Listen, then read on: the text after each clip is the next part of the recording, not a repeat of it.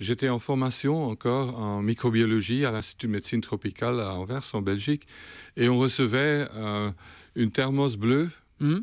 de Kinshasa et qui contenait 2 échantillons de sang d'une sœur missionnaire qui était morte d'une maladie inconnue. On pensait à la fièvre jaune.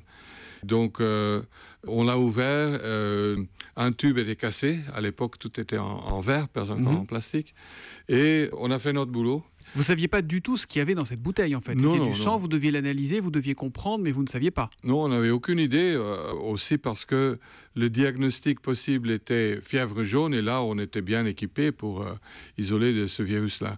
Et après quelques jours, après avoir inoculé des souris, des cellules, etc., il y a un virus qu'on visualisait sous microscope électronique. Que vous ne connaissiez pas, donc, ce virus. Et c'est un virus qui ressemble plus à un ver qu'à un virus, parce que normalement, les virus, c'est rond, c'est carré, mais ici, c'était plutôt un ver.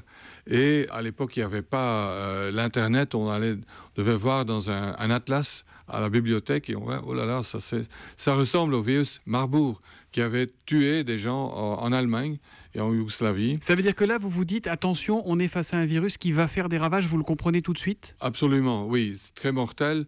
Et l'OMS nous disait d'arrêter toute recherche. Nous, on a encore continué pendant 24 heures. Et on a pu identifier effectivement qu'il s'agit d'un nouveau virus. Ça veut dire qu'à ce moment-là, vous vous mettez en danger. Vous ne le savez pas, mais vous auriez pu être contaminé.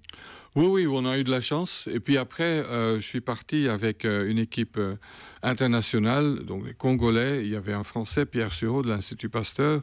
Et moi, j'étais le plus jeune. J'avais jamais mis les pieds en Afrique. J'avais aucune expérience des épidémies.